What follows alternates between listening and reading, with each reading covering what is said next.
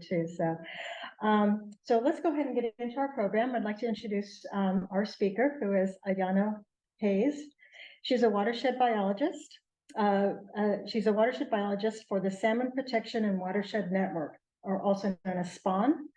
They're up in Marin. They're located up in Marin. She strives to protect and restore the natural environment through action, education, and connection. Ayano studied environmental science and psychology at UC Santa Barbara, and for the past couple of years, she has monitored endangered and threatened salmonid species and other wildlife within the Klamath River and Tomales Bay Lagunitas Creek watersheds. For the past 5 years, she has worked within the Lagunitas Creek Watershed monitoring endangered coho salmon. So she's going to talk to us today about all things salmon. So thank you, Ayano. Thanks. Sorry, I'm just working out the shared. Yeah. Well, hello, everyone. I'm really happy to be here. I don't often leave the Lagunitas Creek Watershed, and to be a part of a group that is also very in tune with the creek, what you want to see, restoration, noticing these small things that do need a lot of help, and also being the people who are acting on those issues is really important and critical. And so it's great to share space with you all. And thank you for taking your evening to be here and listening to me talk about all the different restoration work that's happening within the Lagunitas Creek for endangered coho salmon. Emma, can you see the slides? I cannot see the slides currently. Interesting. Let me just redo the share. So when you all were talking about the things you were noticing and things that you want to see improved upon, it really reminded me of the same issues that we have within our watershed. So it's cool to hear about how, you know, each watershed has its own issues and things relative to the watershed itself and the needs within that watershed. But I hope that with this presentation, even though we're along the coast and it's a very different environment, you could still possibly learn about ways that restoration work can be done within your own watershed. So. Is it all good? I think so. Okay. She might just only see the notes version, but I think that's okay. Okay. I get to share the right screen. Okay, that's okay. All right, so let me see here. Try the down button. No? Okay, perfect. I love when technology doesn't work. could also maybe just go like that. Yeah, if you could hit this Okay. button, the next button. Great. Okay. Okay, so just to talk about the organization I work for. So Turtle Island Restoration Network is our greater organization, and it's been a nonprofit organization for over 30 years. We have an office in Galveston, Texas, where they're primarily working on restoration and monitoring of endangered sea turtles. So that's where the sea turtle name comes into play. But they're also doing a lot of policy, legal campaigns against like microplastics and long-line fishing and like illegal fishing practices. So they're doing a lot of the work out for protecting migratory marine species, while SPAWN, Salmon Protection and Watershed Network, was a smaller, more local program that was formed for the Lagunitas Creek watershed, because we don't have endangered sea turtles, but we do have endangered salmon. And so that's where we come in, and we are restoring habitat within the watershed, acquiring land for conservation as much as possible, working with a lot of landowners in that way, because there are a lot of landowners that own parcels of the creek. So navigating those relationships is really important. We also advocate for science-based land use policies to, again, promote education within these people who are living along the creek so that they could be the best stewards to the creek. As well as conservation science and monitoring. So a lot of the work that I do as the watershed biologist, I'm helping with a lot of the fisheries monitoring and collecting the data and the science, and evaluating all the restoration projects that we have going on and measuring their effectiveness with promoting healthier habitat, as well as, you know, working in the field at the construction sites and managing these big projects. And we also offer volunteering and internship opportunities. which is always really exciting to get, again, the community together. We're very much a volunteer-run organization with a very small team of only 4 people working out of our office. So again, a lot of this work can't be done with just the 4 of us. So again, it's people like you, people who are really interested and motivated in doing what they can for the environment that volunteer with us. And it's a really beautiful and wonderful community. So first, I want to just kind of go into looking at California and all the watersheds that exist within California. So most of you probably know, but within a watershed, it's really defined by the boundaries of like the upper ridgelines of the mountains that really kind of form the greater basin that is distinguished as individual watersheds. And so I'm mainly going to be talking about the San Francisco Bay watershed, which I work in, and I believe where this county, this watershed fits, or is it more so San Joaquin? Does anyone? Like the same. Okay, okay. Okay, well then tonight you're going to be able to learn a lot about what's happening within the San Francisco Bay, specifically within the West Marin County and along the coast. So to talk about the coho salmon, also known as Oncorhynchus kisuch, there are 2 distinct populations within California. These are also called evolutionarily significant units, and so ESUs. And we have the Southern Oregon, Northern California Coast ESU, where the coho are listed as threatened. And then we have our Central California Coast ESU, where the coho were listed as threatened in 1996, but then soon after listed as endangered in 2005. And so they still remained endangered. And within the Central California Coast ESU unit, it's really important with the work that we're doing, because this is the southernmost extent that you'll find coho migrating to and also utilizing as habitat. And the population decline has been primarily due to habitat loss, as well as fishing and overfishing and ocean conditions that are oftentimes very hard to control. The ocean is so vast and huge. And so we try to do the best that we can within the freshwater system where we're working, where we're living, where we're able to see, walk to the creeks and actually do substantial restoration work. And then also climate change has had a huge factor in the ways that populations have been impacted as well. For most of the streams, there's been an absence of coho in formerly occupied streams, and then also an extremely reduced amount of coho in other streams. And so when I go into and like zoom into the central coast of California, we have Sonoma County, which is just north of Marin County, where the Lagunitas Creek Watershed is. And just so folks are aware, this point is where Point Reyes is. Has anyone been out that way and is kind of familiar? Okay, so this just kind of shows where we are within the ESU. So again, central part of the CCC unit. And in the Russian River, just north of us, there are very low populations of coho, while just south in Salmon Creek, there are absent populations of coho. In Walker Creek, very low populations. And then we come to Lagunitas Creek with low but persistent populations of coho. And what's not shown on this graph is actually the even further southern extent, which encompasses Santa Cruz. Coho do exist in Santa Cruz, but in these northern portions like Russian River and Santa Cruz, those fish that are being stocked in those streams are coming from hatcheries or broodstock programs to support salmon and the continuous salmon introduction into those streams. However, in Lagunitas Creek, we actually have the furthest southern wild population still existing. And so that's another reason why it's so important to be protecting this wild genotype of salmon, because a lot of these broodstock programs and hatcheries are actually collecting genetics from our local watershed to provide a healthy genetic pool within the other streams and other watersheds that don't have the wild salmon coming in. So now we're kind of zooming in a bit more into the Lagunitas Creek Watershed, which is highlighted in red, and then the smaller highlighted red is the San Geronimo Creek Watershed. So that's just like the sub watershed within the larger watershed. And so here it is, zoomed in even more.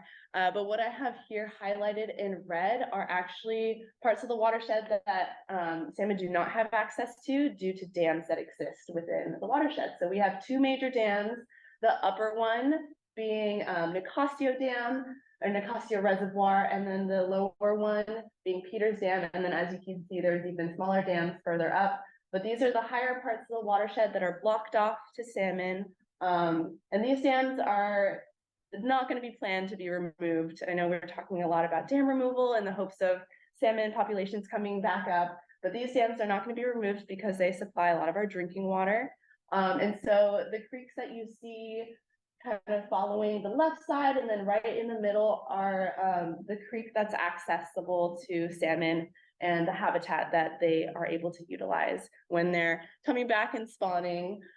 And so when we're looking at the main stem, so that's the Lagunitas Creek flowing through the middle there, the upper part of the watershed is undammed, and that's the only undammed section of the upper watershed that salmon have access to, which is San Geronimo Creek.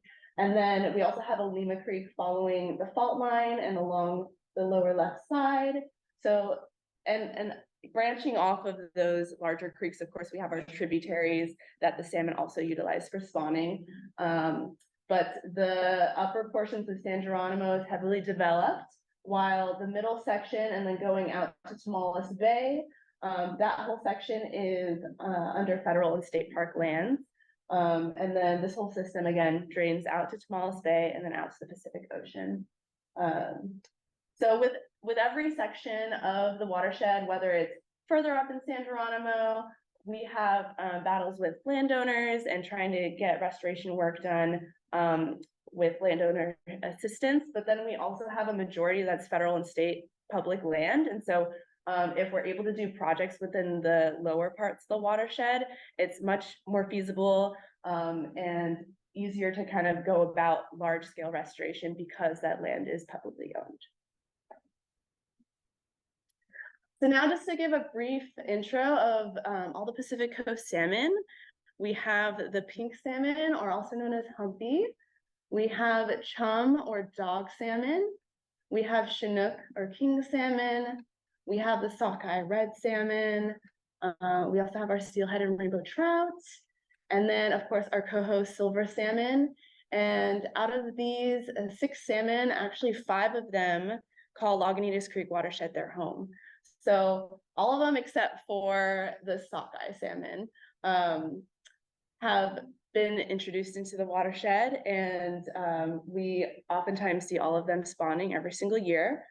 But to take note of the Lagunitas Creek watershed, it was native to the coho salmon and steelhead salmon. The pink chum and Chinook salmon are actually strays that have found their way into the watershed and have now established populations. So of course, it's really exciting to know that, wow, this watershed is providing home for so many different species of salmon. But then there's also the thought about, okay, all these different salmon are now competing for the same habitat. And that's where restoration is also tied with providing the type of habitat that's necessary for these salmon so that competition isn't as strict, and those sites where they're building their nest aren't as scarce, or that fish are continuously burying their nests on top of old nests. And anyway, so that's another way of like studying and knowing how the fish are utilizing the habitat and trying to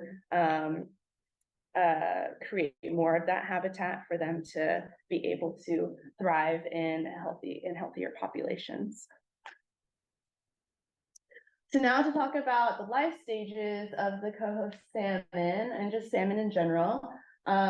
This is really important to understand because when we think about each different life stage, they're facing different times of the year within the freshwater creek. And so knowing which life stage is impacted the most also reflects on the type of restoration work we're doing. And so when the salmon return to lay their nests. They typically lay 2,000 to 5,000 eggs, and that again varies on how large the female is and how many eggs she's able to store. But typically it's in the 2,000 to 5,000 range. And the eggs take about 30 to 50 days to mature until the alvin stage. And at this stage, they're just tiny little fish with the embryonic sac still attached to their bellies, and they're still hiding in the gravel that they're laid in. And it takes about 20 to 50 days before they're able to emerge out of the gravel as fry. And we have listed here that 15 to 27% of the nest actually reaches the emergent stage. So it just goes to show that the amount of eggs that are laid are because like 2,000 to 5,000 is a lot of eggs. But of course, the survival into each life stage increasingly drops down, because at this stage in the alvin stage and even the egg stage are so vulnerable to any kind of drastic change in the creek. And that's where climate change has been really hard, because we have either really extreme weather patterns coming in or massive storms that totally disrupt the creek bed after these nests are laid. And at this stage, they're just so vulnerable. And so again, this is where they drop significantly in the success of their emergence. But once they emerge, they're called little fry, and they're about an inch in length. And this is the point where they no longer feeding from their embryonic sac, and they're going to forage for their own food. And they're navigating and exploring their habitat and deciding whether they want to move upstream, downstream, explore, trying to find the best food source, maybe competing with other fish and exploring. So it's at this point where they live the rest of their freshwater life cycle, 12 to 16 months in the freshwater stream, and they'll continue to grow within that time as par, till eventually they're reach the smolt stage of their life cycle. And the smolt stage is when they're starting to change their internal organs and their physical features to soon adjust to salt water. And so that's when they're starting to migrate out of the freshwater creek and head to the ocean to live out the rest of their life as an adult. And so again, the coho have a very fixed 3-year life cycle. So half of their life is in the freshwater streams, and then the other half is in the ocean to live out their adult phase.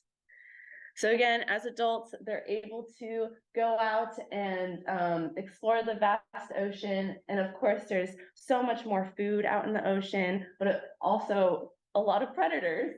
And so their survival of the adult phase in the ocean is about 4% to 8%. So again, it's falling down significantly. And as I said, with climate change and just ocean conditions changing from year to year, it's really hard to control how well they're going to survive out into the ocean. But once they are done and have really built up their reserves and have fulfilled about, again, that 3 year, they'll soon start to head back to the freshwater creek. And also just to mention, when they're in the freshwater creek, they're there for 1.5 years, and they only grow to about 6 inches when they leave as smolts. And then when they come back as adults, again, it's the same timeline of 1.5 years in the ocean, and they grow to be 2 to 3 feet. So that just kind of shows, again, the food availability and the nutrients that they're getting out of the food from the ocean compared to the freshwater creek. But when they come back and migrate home to spawn, there's been a lot of research done on how they even come back to their natal stream. So again, they're finding their way back to the stream that they were born in to continue their life cycle. And there have been thoughts about how they're able to smell their way back. Have people heard that before? Being able to smell their way back to their natal stream. But there's also been research found that when they emerge out of their nest, they'll kind of imprint on where they are and like have a geolocation in mind of where they are. And also when they're migrating back, kind of follow the electromagnetic waves just across the earth, similar to how birds migrate. And so that's how they're able to kind of find their natal stream and then find a nesting site and continue that part of their cycle. But of course, 5% of coho will stray from their home watershed, and this could be dependent on many things. whether they just didn't have access that year, whether they opportunistically like found a different watershed or a different stream. And again, they have this like ticking timeline of when they are ready to spawn. They only have so much time. So they're gonna try to find the stream that has the best habitat, whether it is their natal stream or not. And that's oftentimes how populations can be reintroduced into streams. And the Lagunitas coho migration has been recorded as 1,360 miles, and this was up in the Yukon River Basin, but it's really hard to track the fish when they're out in the ocean. So knowing this is oftentimes coming from fishermen who are able to catch fish and collect data on where they caught that fish, and if there's been tagging done on that fish too, to kind of get a sense of where that fish even came from where they got tagged. So really, really interesting. But for the Lagunitas Creek Watershed from Tomales Bay, there's only 22 miles of stream that they're kind of navigating back through to find nesting habitat, and again, what's accessible to them due to the dams that exist within the watershed. So once the fish come back into the freshwater stream, that's what makes them anadromous. We heard that term already earlier today, but that just means where they're born in the freshwater system, go out to the ocean, and then come back to the freshwater creek. So again, they're doing that transition a second time, and not many species do this. And so that's what makes the salmon really interesting and really unique, honestly, that they're able to do that. And at this point, they're at the very tail end of their life cycle. So once they're returning back, it's really just kind of, again, I have one mission, and that is to lay my nest and spawn.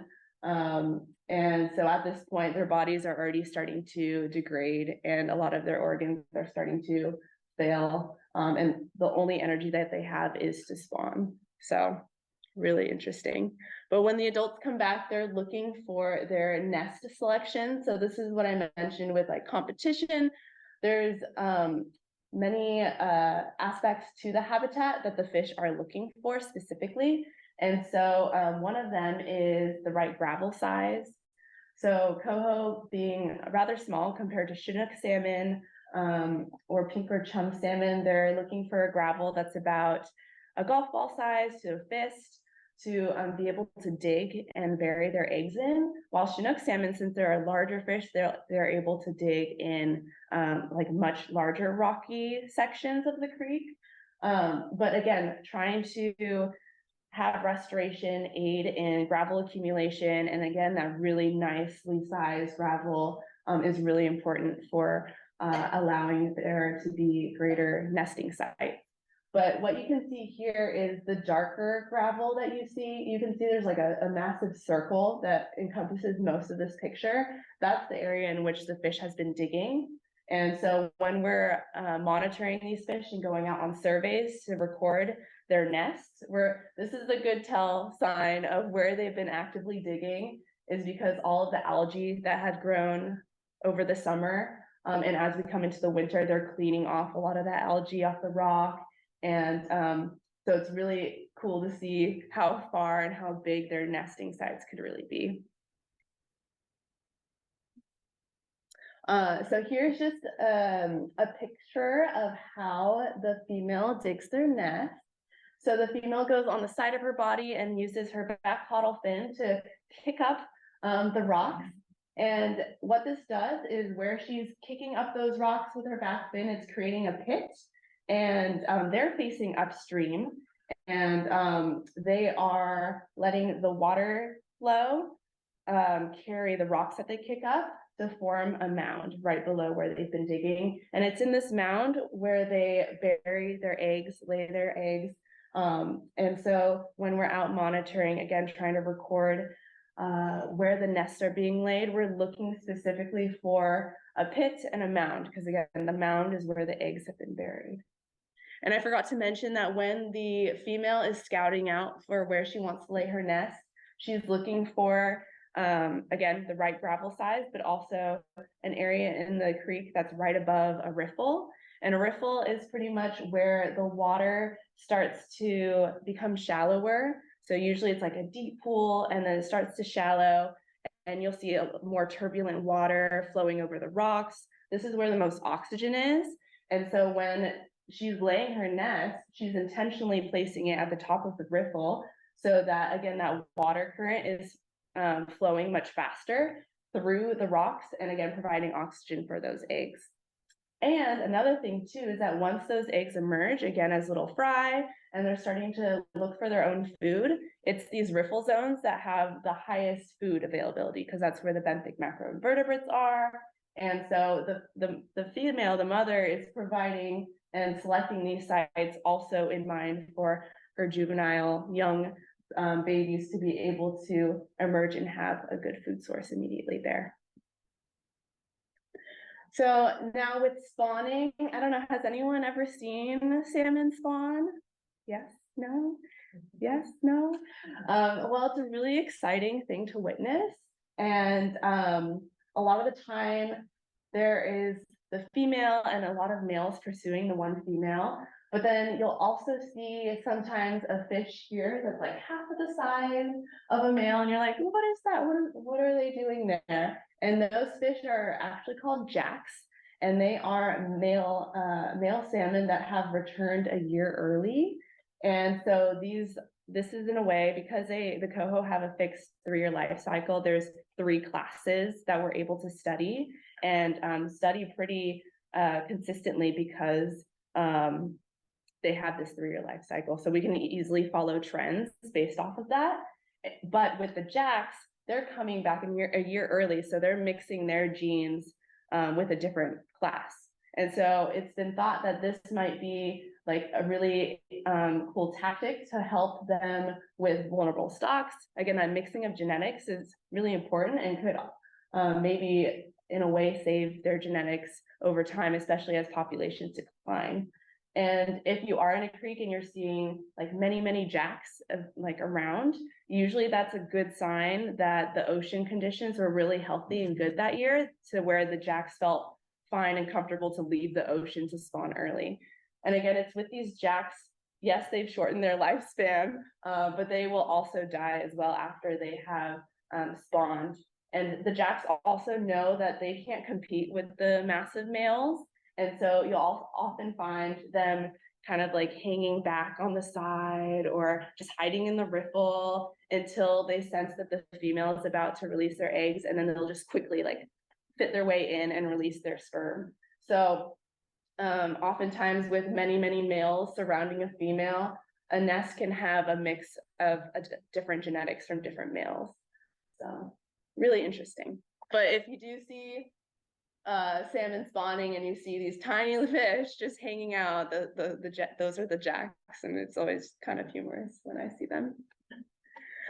So once the salmon spawn, again, the females will continue to protect their nest for as long as they can, but again, they're losing energy, and they're at their end of their time, and so they will die, and the males will also die after they have finished spawning. And it's this process of coming back to the freshwater stream and dying and allowing all the marine nutrients that was in their body to be recycled into the freshwater system that makes them a keystone species, because otherwise these marine nutrients like nitrogen, phosphorus, and carbon would have had no way of entering inland.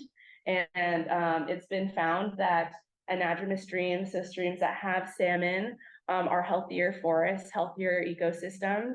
And so many wildlife and animals benefit from these nutrients as well. And they'll, again, carry those nutrients even farther away from the creek.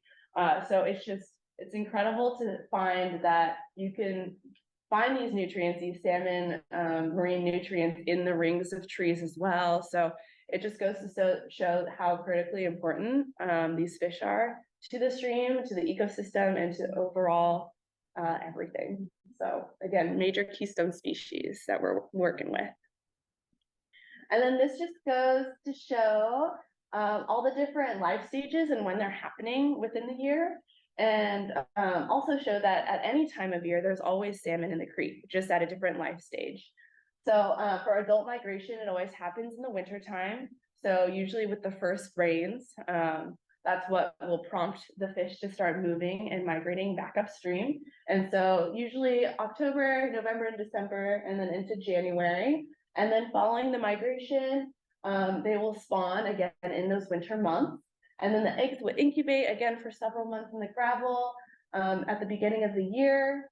And then as we get to the emergence fry stage, that will be kind of in that spring. And then the juvenile rearing happens all year long because again, they live in the freshwater system for a year and a half. And then the migration out to the ocean will happen in the following spring. So when we're monitoring these different life stages in the freshwater stream, what we're able to do is go on spawning surveys. So looking for the adult spawning, we're able to track the smolt migration out. And then we're also able to do juvenile snorkeling in the summertime to see how many fish have emerged out of the nest from the winter before. So those are different ways in which we do monitoring within the freshwater system and are able to help follow the different trends and track how the population is doing. So what coho need, this is important to know because it does influence the type of work that we do because we want to provide more of what they need, right? We want to make sure that that exists for them to utilize. And so for one, coho are very sensitive to water temperature and water quality. And so it's important to keep the stream temperatures at like 40 to 55 degrees. But of course, in the summertime and with climate change happening, it is heating the waters, and with hotter water, it also encourages a lot of algae growth, which again depletes the dissolved oxygen. And so anyways, we're seeing that fish are able to adjust to these warmer temperatures, but there is a limit in which it's going to cause them too much stress to be able to survive in hot temperatures. So it's important to create these really like deep scoured pools, again with like complex structures like this wood, like all the wood that we can get in the creek, and these little log jams to again create those deep pools that will kind of help create those cooler temperatures that are really necessary for their optimal survival. Another thing, we have photos here of some of the major restoration work that's been done within the creek, and that's just putting in a lot of log structures. And so you can see on this right photo, all of these interesting pieces of wood kind of clustered together on either side of the stream. And these pieces of wood are kind of strapped down and cabled down with boulders so that they won't move. And when flow rises with winter storms, the water will be able to interact with those structures and again, create those scour pools, create habitat for fish. Because coho really love to be in the wood, like in wood, versus some of the other things that exist in the creek, especially with human development, which I'll get to the next slide. But again, they love wood, and so we really try to add more wood into our restoration projects as possible, especially living in a watershed that does have human development and where wood in the creek means, oh, I'm worried about my house, I'm worried about a bridge, I'm worried about that wood causing more flooding. But these are the things that are necessary for coho. So we're trying to find those places where we can put wood in and to where it won't cause major concern for anyone downstream. It's kind of hard to find, but again, with the federal and state public land that we have access to, sometimes we're able to be able to do work like this where we add in a lot of wood. And again, that gravel is really important, as I mentioned.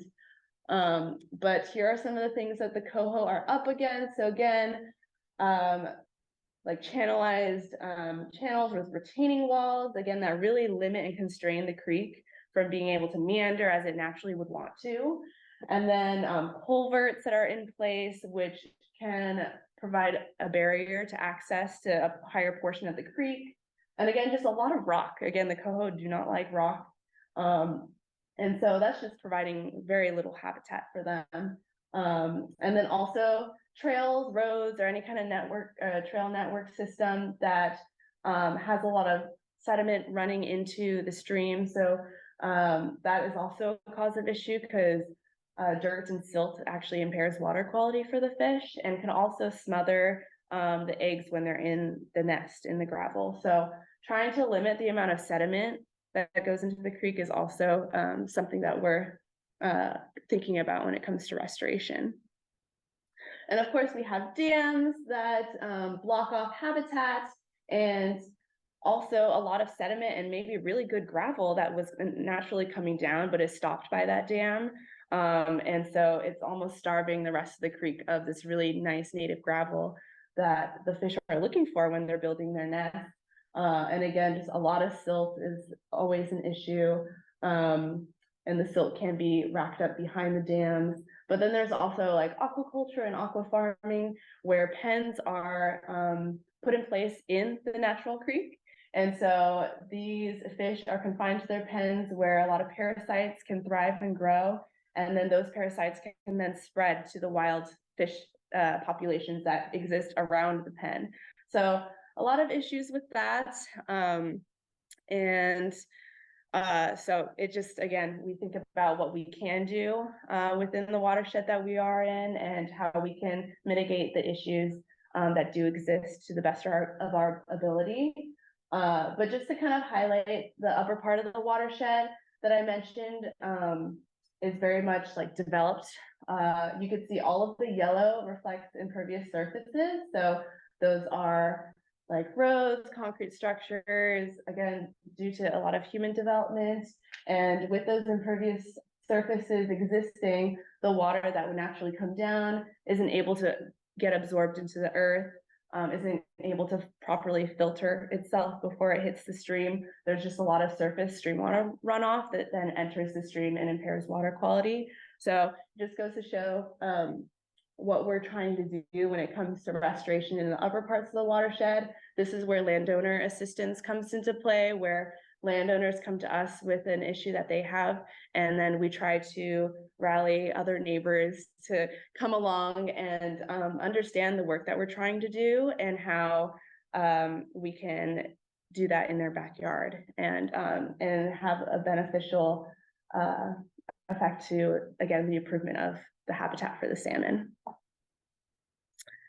So here is kind of an old graph, but it's showing the decline of salmon just since the 1940s. So in blue, we have the number that existed across both ESU units. So again, the northern and our central coast population, while the purple reflects our central coast population. And so again, what's reflected for the central California coast is in from the 1960s. So we had 56,000 before it continued to drop in the 80s, 90s, and then even in 2011.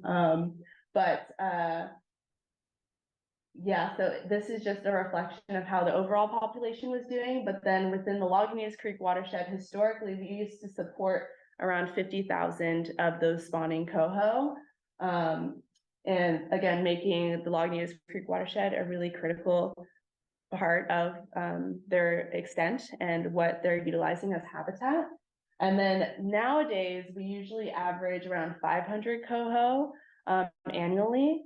And lately, it's just been kind of teetering on that number, but we have seen a rise in their population counts. And so it's not all doom and gloom. Like, we are learning, of course, about how we can best put into practice the things that will help their populations rise. And so this is a graph of the spawning season from 1997 all the way to 2021, 2022. So this doesn't reflect our most recent winter, so last winter, but what this is showing is the different trends that you can follow for the different classes. So what's highlighted in yellow is like, this was that last year, and then the previous yellow was the parent generation, and then parent generation. So we're able to see every 3 years how that class is doing. And so with the 2021, 2022, you can see if you follow all the yellow graphs, that has been our strongest class. And so it's great to see that even in 2009, that's when we had a huge crash in the salmon population, and we've gradually improved since then, and it stays pretty steady. But with this graph not representing this most recent winter, I do have notes on what we saw and how it also reflects to the previous like parent generation. And this last winter we had some of the most Chinook reds ever recorded, which was around 70 reds. And then coho reds were the count was a bit down from the previous year. So previous year being the 2021-2022 year. So that's already like a stellar year to be compared to. So it's understandable that it was a bit down. But this most recent winter, we had a modest improvement from the parent generation. So the parent generation would be the 2019-2020. So as you can see, it is our weakest class. If you kind of follow, okay, 2019, 2016, 2013. So it is our weakest class, but we did see an improvement within this last winter. So that's always a positive sign. And then just to like highlight even more exciting news, this data is reflective of our most recent spring. So this spring, we track the migration of the smolts leaving the system and going out to the ocean. And so this is 2023. And the purple and white bar graph is an accumulation of Lagunitas Creek coho and also Ayano Creek, which are two different creeks in the watershed. So combined, leaving the watershed, we had over 50,000 smolts heading to the ocean.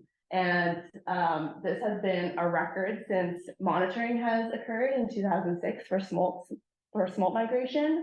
And so this is extremely exciting. And this is, and we can also reflect this smolt population to the adults that laid the eggs in the nest for the smolt. It's kind of complicated to explain, but what we saw in the last graph, so the strongest cohort, 2021. So those salmon that laid their nest are producing the smolts that left this last spring. So again, it was a relatively high spawning year, and so it produced a record amount of smolts. And this was also paired with like really great creek conditions, and this was also we did have droughts, but it created a habitat that wasn't erratic with flows, and so they just had a really nice rearing time in the freshwater system before they're able to leave for the ocean. So incredibly positive.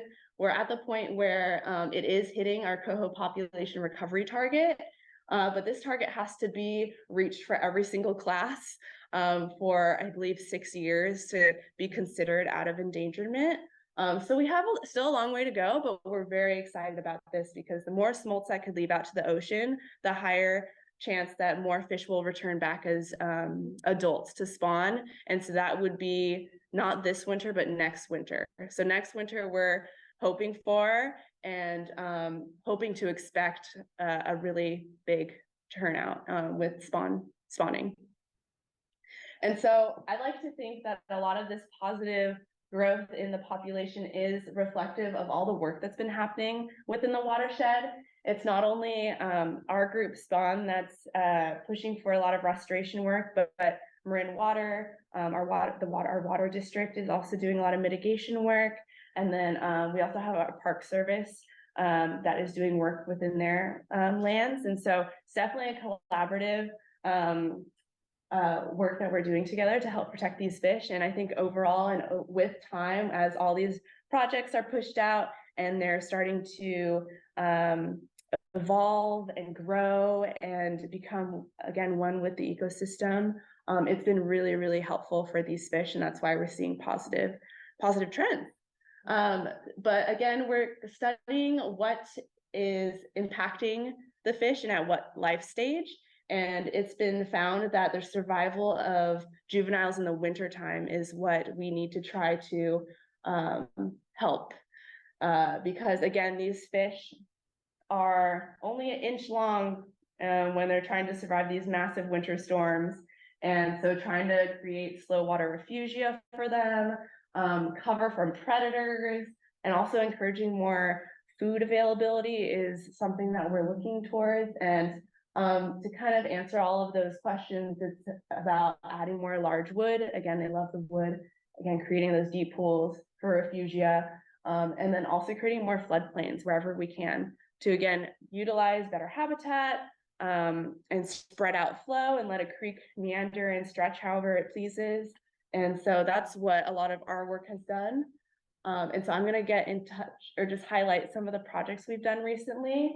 So this project was a floodplain and restoration project, and the feasibility and design happened in 2015 to 2017, with the phase 1 construction happening in 2018 and then phase 2 happening in 2019. This was a mile stretch of creek that we were able to do on Park Service land. And this is actually where our office is located. So it's really great to go to our office and be at our restoration site and be able to see it change every single day, every year, and also put a lot of time and energy to this site. But I'm going to be primarily focusing on the first phase that we completed. And I realize I kind of blended all these photos together, but I hope you're able to see where each photo ends. But at the very top shows the before photo. And this was an area that used to have a lot of homes on it. There were 7 homes, and the creek was restrained to the valley wall because a lot of the road cut filled in and flattened out a piece of land right against the creek for these homes to be developed. And so there was like retaining walls, and we went ahead and removed all that and excavated a whole new channel. So that's the middle photo of after construction was done. So you can see there's erosion fabric on the slopes. We have willow stakes staked along the bottom of the slope. And this is our perennial channel, which reconnects with the main stem and is flowing all year long. So again, we're creating that side channel for juvenile salmon in the winter to escape to find refuge, because this side channel is providing lower flows, like lower velocities, and again, more habitat for them to find during a big storm. And then this is the picture of how it looks right now today. And you can see that all of the willow stakes that we staked in that middle photo that you can see have grown significantly. Again, this project was done in 2018. So there's been some time, and all the plants that we've planted have grown, and we can't even see the perennial channel anymore. But again, it's creating really great habitat for the fish, and a lot of great shade. And we're with the restoration work we do, since we are removing a lot of soil, a lot of the prior vegetation, we focus heavily on replanting and coming up with a revegetation plan that introduces even more native plants that were that can be there versus how many were there before. So again, really trying to promote native landscapes as much as possible. So again, here's another before and after. So these were some of the homes that existed, and then what we did during construction. So again, extending that seasonal channel, creating alcoves, just a lot of different areas for water to come in and for fish to interact with, and again, escape those high flows that we get on the main stem. So again, another photo of before and after. And then this is a time-lapse video of right after we finished the project and our first major storm. And as you can see, this is a really great example of what Lagunitas Creek can look like and how flashy it is. We call it flashy because after any major storm, water levels can rise so fast and also drop very quickly. And so again, this is showing a really great example of how, imagine those juvenile salmon trying to take on such high flows during these big storms, and how much of the land is actually being used and much of that floodplain is necessary for these waters to be able to spread. So yeah, this is an incredible video of a major storm in February after we completed the project. And again, also like, oh, thank goodness we did this project right before this massive storm in this big wet year, because otherwise this habitat wouldn't have existed for them that winter. And also like the land and the trees, it would have just severely flooded with no real purpose. And so now there's a purpose. We have channels, we have greater habitat, and it's been a huge success. And I also forgot to mention, so where we see these willow stakes along the bottom of the slope, within those willow stakes are actually coir logs, so like coconut core wrapped wattles that we have pinned against the bottom of the slope.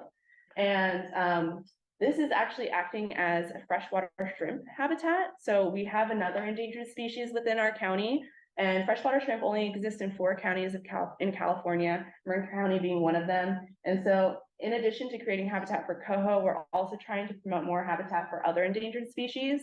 And these coconut core, your logs that have been pinned, it's almost replicating an undercut bank, which the freshwater shrimp really love. That's their habitat. They like to hide under these undercuts because they're not the strongest of swimmers. And so in that undercut, they're able to be protected from high flows, high velocities, and just protection from the water.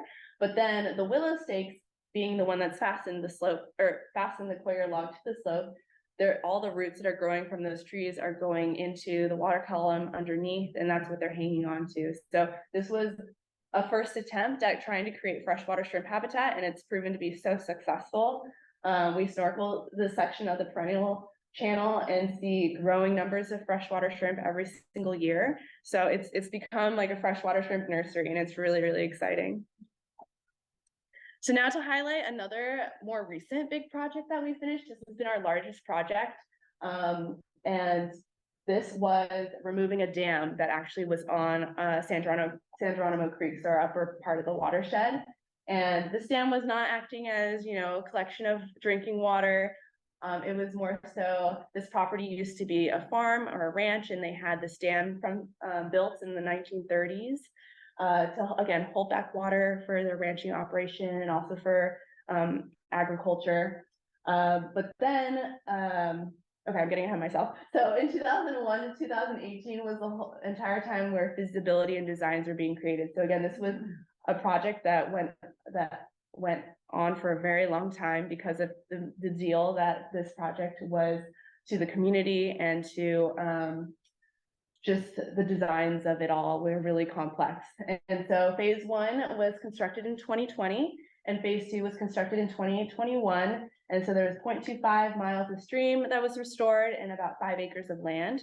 And I'll show a picture of what it used to be. So this was the dam. It's kind of hard to see because it's not the entire dam, but it was a 20-foot ramp dam. And in this photo, it actually shows that there's a break in the middle of the dam, and you also see a fish ladder.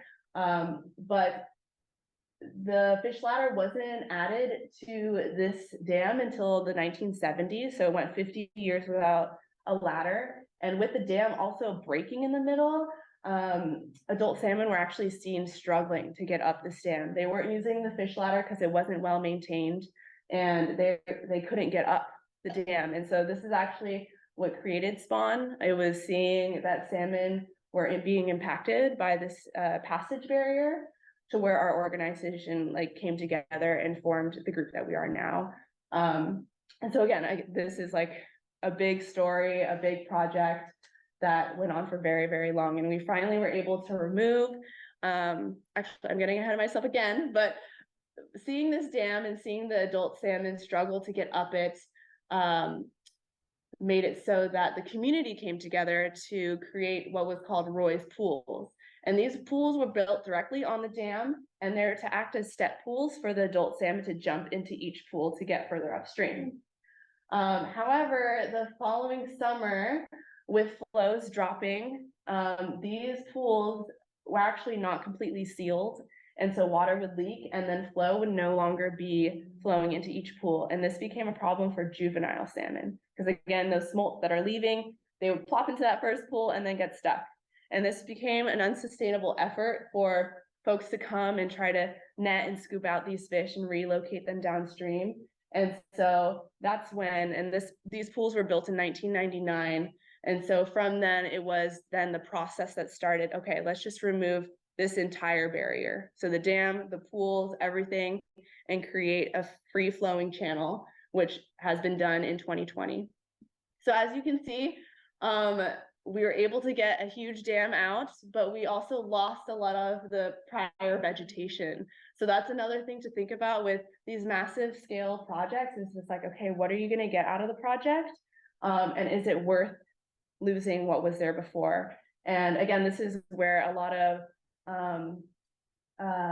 was coming from the community, being really worried about the beauty that used to exist. And as you were mentioning, even how putting in a bridge and like clearing out a lot of land, it's really big and it's really jarring. And yeah, but with removing the dam, it was the #1 priority dam to be removed by NOAA in 2020. And so getting that out and having this free flowing channel, and then following this work, putting so much energy into time into replanting, reforesting this entire area, has been one of our major goals since construction. And so that's where, oh yeah, again, seeing this work happen before your eyes is really jarring. This was a massive project, and it was a very beloved space before, but again, removing the dam was pivotal for the survival of the coho salmon. And so we had to extend the channel. We created a secondary channel. We added some wood structures, again, to promote more pools. And again, this was the process following all of that excavation, creating the rock channel there, and staking a lot of willow, seeding out those banks with native seeds, native grass seeds, before covering it with erosion fabric. And then the following winters, continuing to plant out and remove invasives and do what we can to really restore the site. And so this is just kind of like, okay, these are the first plants going in. And now we see what it looks like now. So in the top photo shows what it looks like in the wintertime. Again, it's a very flashy system. We get a lot of rain, a lot of water. And the design that was made for this project was to sustain a 100-year flood. So a massive, massive flood could still work with this design and work really well. And so we see that, but then we see, once we come into spring, how much growth that there's been from all the native willow that we staked, all the plants that we've planted into the slopes, and how it's changing and and it's becoming a beautiful landscape again. So it's just like trusting the process, trusting restoration, and knowing that even though you are having this significant impact to a space, you can make it better in a way from what it was before. And so again, with all this work that's being done, we're creating habitat for coho salmon, steelhead, but then other species like the California freshwater shrimp. We also have newt, salamanders, and crayfish, other native fish in the system, red-legged frogs, river otters. And with all the work that we've done, again, even reflected in those graphs that I showed you, there have been more coho found in higher numbers than pre-project surveys.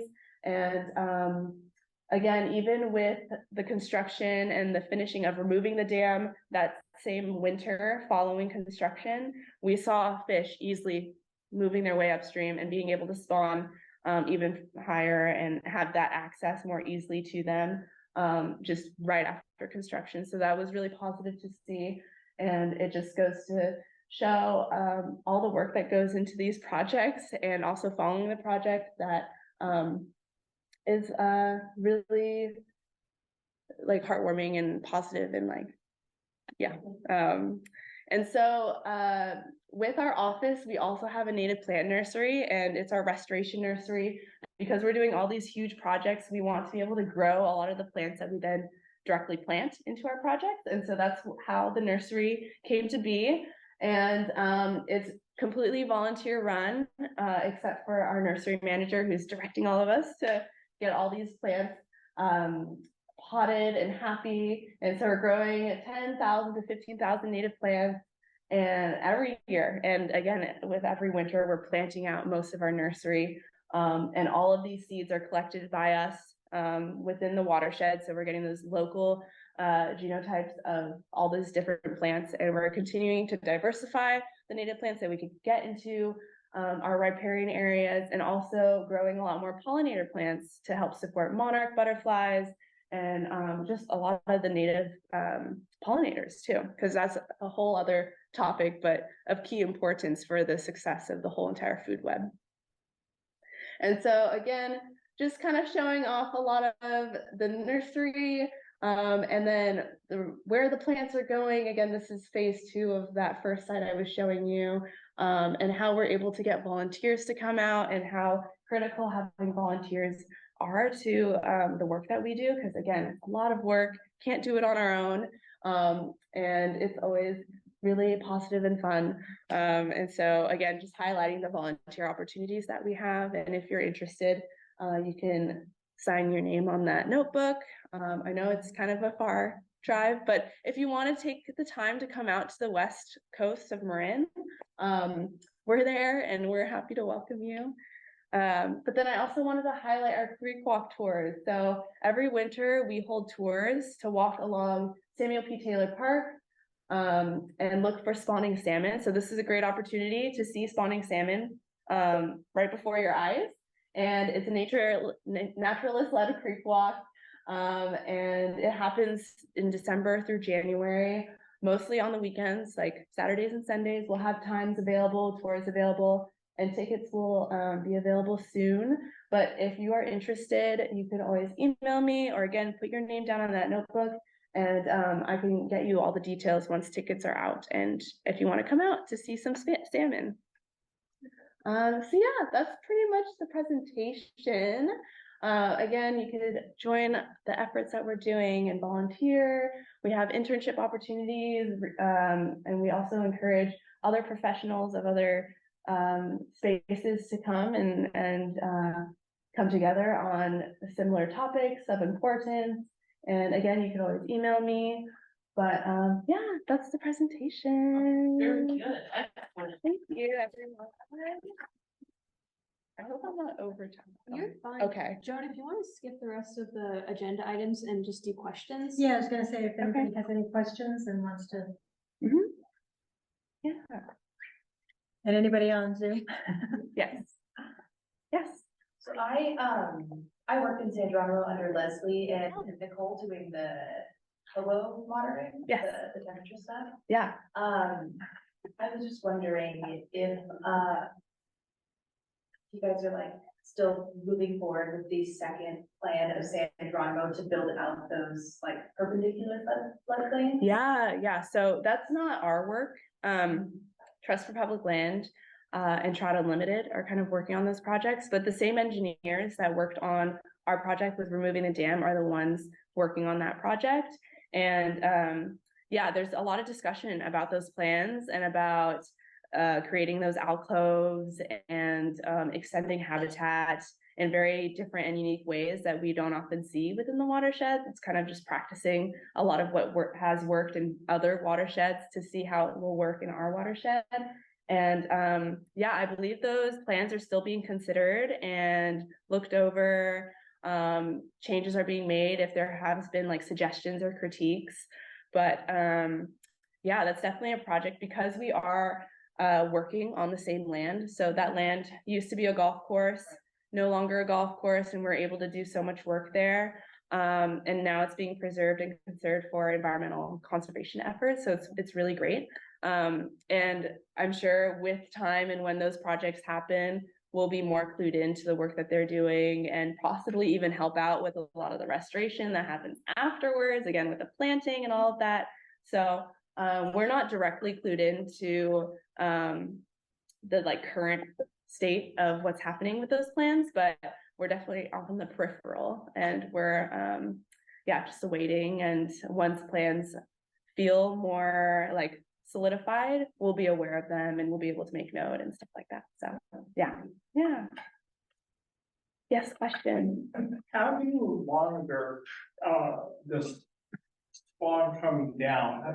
How do you track that? Yeah, so it's our smolt season. So again, that happens in March, April, May. And we actually set up a trap. It's called a smolt trap.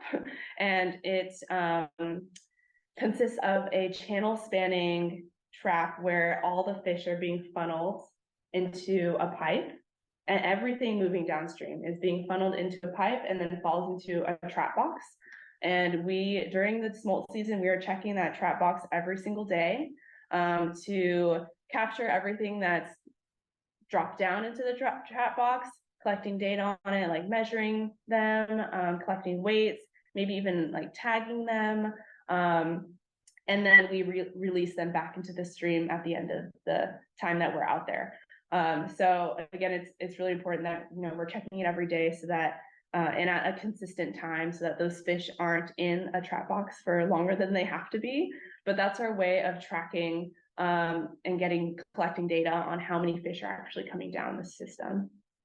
Yeah, it's really interesting. And Spawn is in charge of monitoring the tributaries of San Geronimo, so the upper portions of the watershed, but then also we have our smolt trap on San Geronimo. So we collect data of all the smolts leaving San Geronimo, and then those fish will then fall into Lagunitas, and then there's another trap in lower Lagunitas, and that trap is also catching all the fish leaving Lagunitas before going out to the ocean. So a lot of monitoring happening, and of course we need permits and MOUs and all of these things to be able to handle these fish. It's not just like anyone doing them.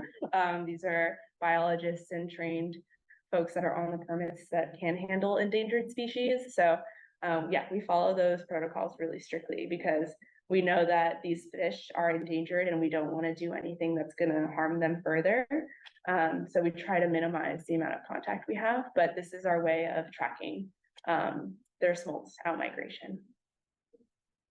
I know, it's really interesting. We allow volunteers to come out and help us record data during that time. And so that's another opportunity that folks, if you want to come out and see these fish firsthand and help with that effort, you are welcome. And again, you could email me at any time. So, yeah. Any other questions? So I have one. Yeah. In the Marsh Creek watershed, a lot of our upper watershed is private property. Mm-hmm. Do you work a lot with private property or at all with private property owners? And if you do, how do you kind of get them on your side and interested and willing to participate? Because like the Marsh Creek flows through the private properties. Yeah, so again, the San Geronimo watershed is a good example of what you're facing here, and it's really challenging. We don't get a lot of projects with landowners just because it's usually landowners coming to us with critical need for their property. So we've done projects with landowners where their house is about to fall in because a bank is eroding and they need stabilization of the bank. But we are the ones needing to write the grants to try to get money for those projects. And so we really need these projects to be a good sell. Like we want, because if we just go off of like one landowner's parcel, we probably won't get funded for that. And so that's where if a landowner comes to us with an issue, we try to lump up other neighbors and try to get them all on the same page to extend the reach to make it more of a like exciting, interesting project to hopefully get funded. And so it takes a lot of time and a lot of relationship building and trust with those landowners. And it takes a long time. And also just, landowners being willing to do that for themselves, being the homeowners, but then also for the creek. And so understanding and maybe even being educated too on the importance of the work that we're doing and why their participation will be of great value is also huge. So it takes a lot of time and a lot of patience, but yeah, we don't get a lot of the landowner assistant projects. I've heard that Walnut Creek and Lafayette, they've written into their city code that if you have a property that's on a creek, you're required to maintain that or to take care of it and to follow certain rules and stuff, but it's a very small community. Yeah. And they bought into that for the city requirement and stuff. It's codified. Yeah, actually in our county, technically, if a creek is adjacent to your property or you have the creek on your property, you're responsible for maintaining it. Our property lines go, if the creek is adjacent, it goes midway through the creek. So you're responsible for maintaining half of that creek. But people don't know that and they don't know how to maintain it necessarily, so, yeah, And the guidelines for maintaining are not. are very vague. Yeah. They're very vague because it's a gray, it's a gray area of what work in the creek requires what permits. So you might have to notify California Department of Fish and Wildlife for certain actions, but those actions aren't called out necessarily, because it really is dependent on who's the environmental scientist in your area and what work you're doing and a whole lot of things. So it's a gray area because there is no kind of rule of thumb. And who's policing it? Exactly. Right. Yeah. It's very hard for landowners. Yeah. Yeah, we have a similar Yeah. thing in our watershed too. With, creating more cleared out regulations and ways in which homeowners need to follow these rules because they live so close to the creek. But yeah, it can get really complicated. Yeah. And it is in Walnut Creek. Yeah, I mean, my mother-in-law lives, they live on Grayson Creek, I think it is. And they like once in a while go out there and chop down some old bamboo that's growing in the creek, like, because they're worried it'll clog up the creek and then they will get flooded, but there's like no one else that, they don't do much of anything. Yeah. Do you guys work a lot with the Marine Agricultural Land Trust? Are they kind of allies with you guys, or are they more sided with the farmers and agriculture? Yeah, so I wouldn't say our relationship with them is strained at all. I just feel like our interests and our paths don't quite align too well. So we don't often work together, but we know of each other. And yeah, we do have a few projects upcoming where we are working on ranch land, again, to help restore a lot of the roads that exist and that are being utilized for farming or for ranching and that have degraded over time. And so we are working with ranch landowners, and again, they're part of the Park Service, but to limit the amount of sedimentation that's coming down into the creek, and also with other ranching owners that do have like mulch easements on their property. So yeah, we know each other, we work with each other, we make decisions if they align and if they're appropriate, but yeah, we don't oftentimes like. Seems like it's more of that small landowner. Yeah. In the private sense. Yeah, in the private sense, yes. And then with Park Service and like federal land, we work a lot with them too. And oftentimes too, the ranching is kind of in like the lower part of the system, and there just hasn't been a lot of restoration work done in lower Lagunitas. We're actually currently working through writing grants to apply for big projects happening in lower Lagunitas. So in the future, we might come across more interaction with mulch and more interaction with like larger ranch landowners. But in the present, we haven't had a lot of involvement in that way. Yeah. Yes. So I know sediment is gonna be kind of like an issue. I know Pescadero has a huge sediment issue because of like the unpaved farm roads. What would you guys do to help restore these farm roads to stop the sediment? Like, would you do more bank stuff, or like what's the plan? Yeah, so with some of our ranch locations, we've selected stretches of road that have like the biggest impact towards sediment. And so we've actually have in plan to decommission a lot of the roads that are like severely in bad state, and just decommission them, kind of make a new route. And with making the new route, create like rolling dips, create like different drainage points that will more effectively drain the sediment that's coming down. We're removing culverts and closing off streamways so that cattle can't go into the stream, and also contribute towards, those streams eventually having water and bringing down a lot of cow runoff and manure. So yeah, taking out those culverts and replanting and restoring those fenced off sections. And then Yeah, it's a lot of just creating rolling dips, which I'm learning. Like I've been with the organization for just over 4 years, and a lot of my experience with restoration work has been stream restoration work. And so doing a roads project is very new, and I'm excited to see what that looks like. But right now, yeah, we're working with engineers who primarily focus on road reconstruction, and yeah, so this is going to be a new experience and new techniques to be learned. But yeah, from what I've seen, it's just kind of recreating or building up a road with more adequate, proper drainage, so that there is less runoff. Yeah, yeah. I think we're very close. I have one more question, if that's okay. Yeah. What has been your best way to get more volunteers to participate? Mhm. It seems like you have a pretty large volunteer base, Mhm. so the Friends of Marsh Creek, had a few years break, and so Mhm. we're kind of on the reinvigorating, trying to gain a volunteer base. Mhm. How have you been able to do that? Yeah, so actually the pandemic has really hurt our volunteer attendance because we had to take such a huge break. We were doing a lot of the work ourselves with interns and again, our dedicated group who come out like every single week. But with bringing in newer volunteers and like keeping up with that attendance has been also challenging for us. And we're trying to figure out how can we get back to the way that we were before?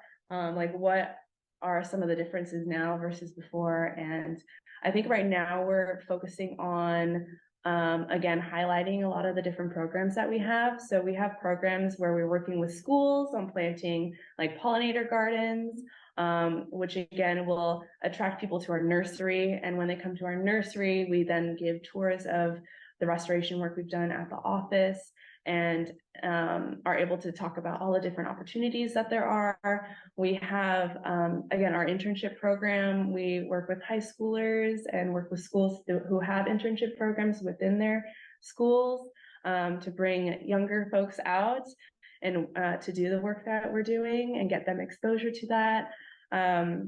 And trying to be more active with like social media and the new technology of all that and sharing all the work that we're doing.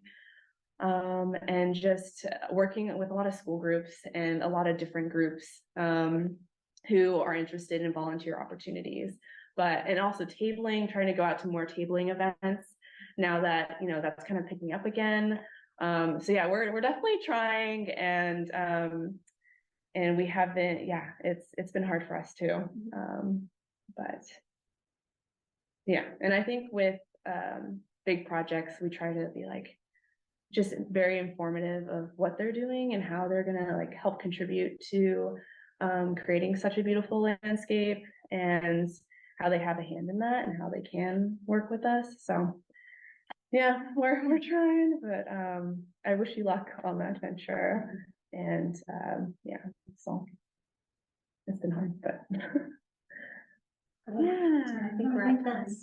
That's great. Thank you all for coming out. And if you have any questions, we have a website. We have